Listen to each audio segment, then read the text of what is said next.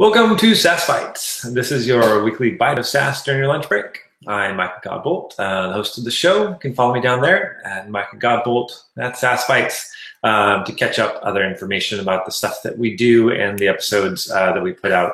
You can catch up past episodes at youtube.com/SaaSbites as well. And just so you know, we're not just SaaS. We do SaaS front end and pretty much anything that kind of strikes my fancy and decide to talk about. So along that line, we're going to continue on the series about Flexbox. I had a chance to use Flexbox in the most recent project I'm on, and it's been fun, but there's a learning curve for sure, and I want to make sure that people are caught up on that learning curve. Last week, we talked about the basics of the Flexbox container, specifically when it came to the row layout. So you've got things going from left to right in a row. And now what we're going to do is we're going to turn it 90 degrees and talk about flex items in a column because things change pretty dramatically, and we're going to walk through that. I just tweeted out a link to this code 10, so check SaaS Bites for that link, and I'm going to walk us through that. So here we go. Cool. So we've got a kind of similar setup that I did last time. I've got 6 real basic little divs, different colors with different lengths of content inside of them. I currently have display flex turned on. You don't see much of a difference though because I'm using flex direction of column. If I change this to row, obviously, now they're a row. So, so with column in mind, it takes all of these things and lays them out vertically. And you're like, what in the world? Why would I need this? They're divs. They already stack vertically. What's going on here? Well, now that you've got flex direction column going on, now we can start using the rest of these elements to start playing around with stuff as well. So the first thing you'll come down to is line items. Now I've got some little better documentation here now, talking about what a line items does, as well as the different possibilities and the default value. So a line item stretch is actually the default value for this. So I left it there, so it's not actually doing anything to it yet.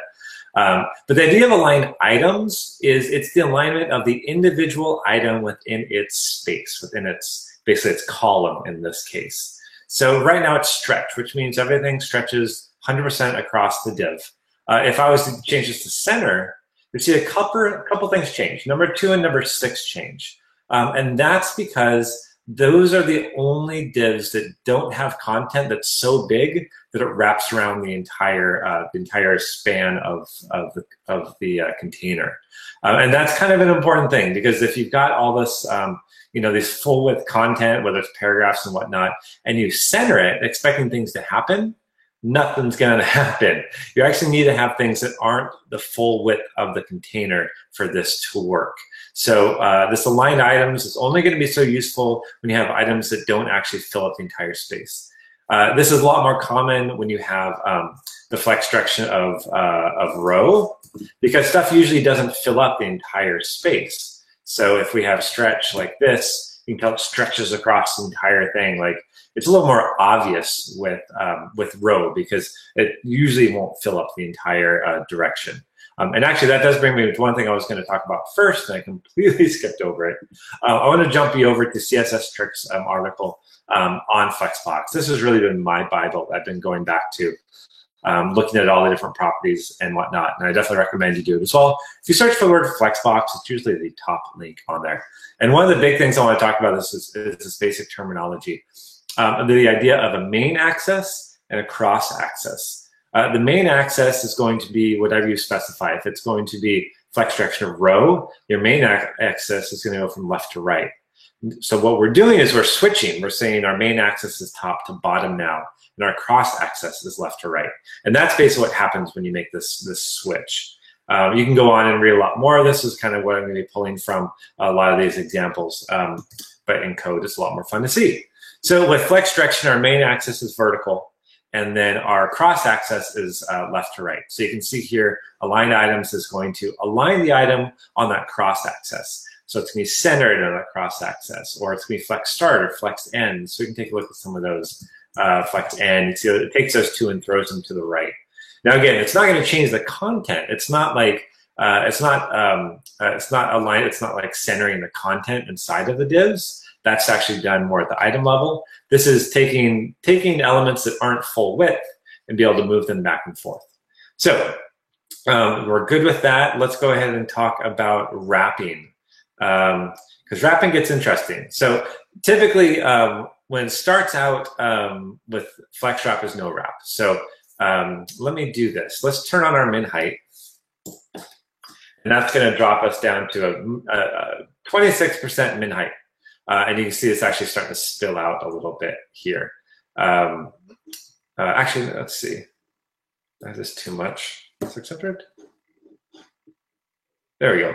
I got this too much. Let me bring this down just a little bit so it fits on the screen. That's what I was expecting.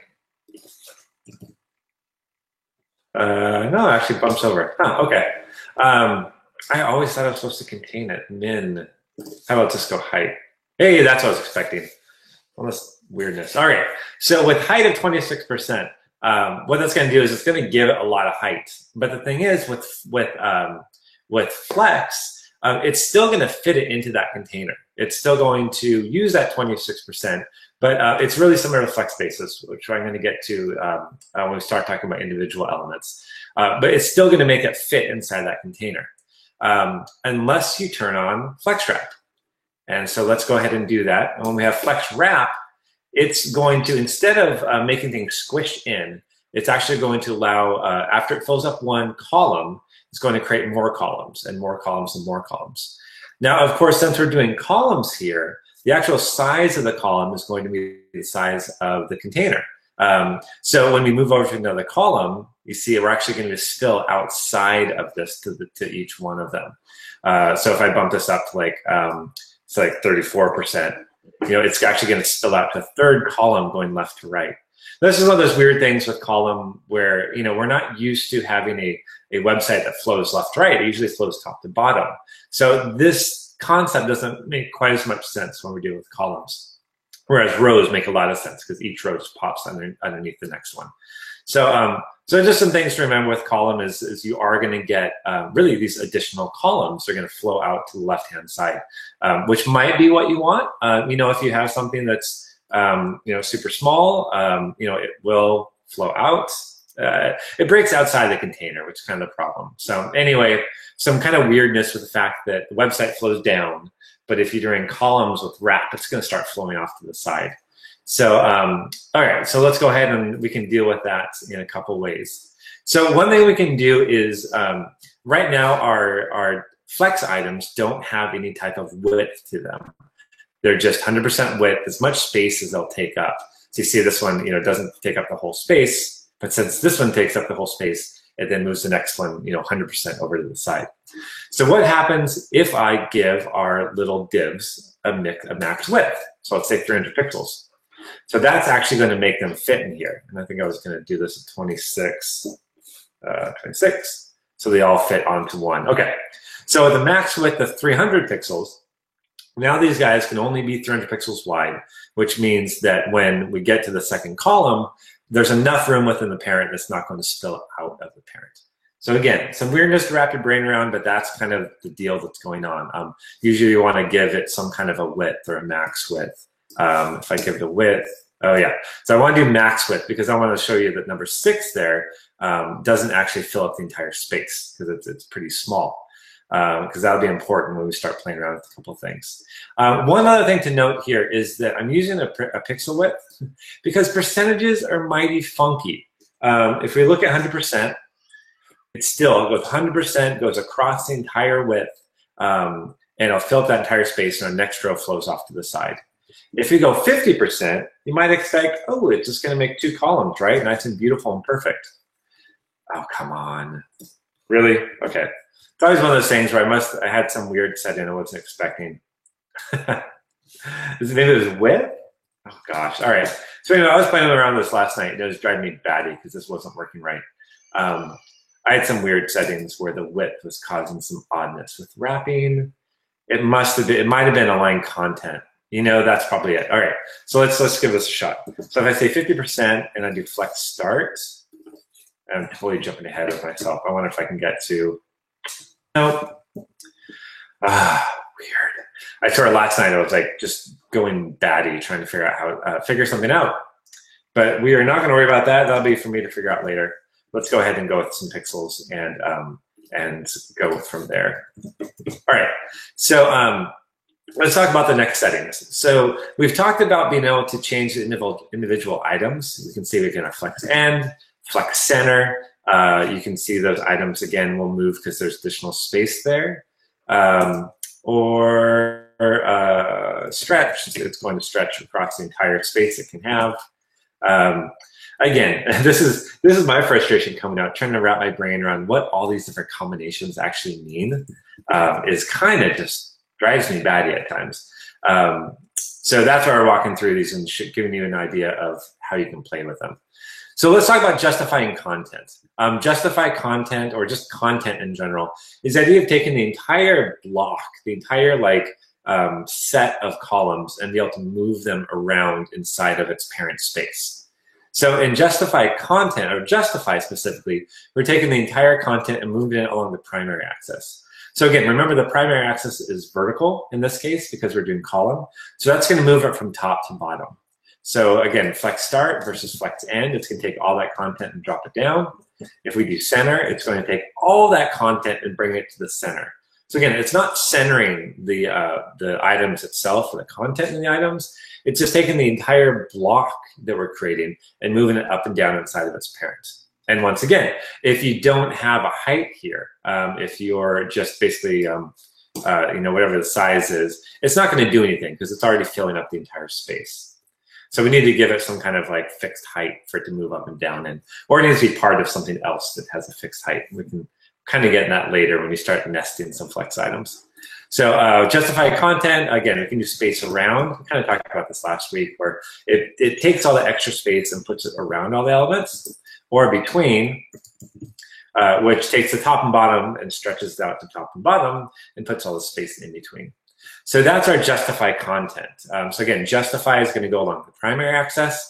Content means taking the entire, all of the items as a whole and moving them around.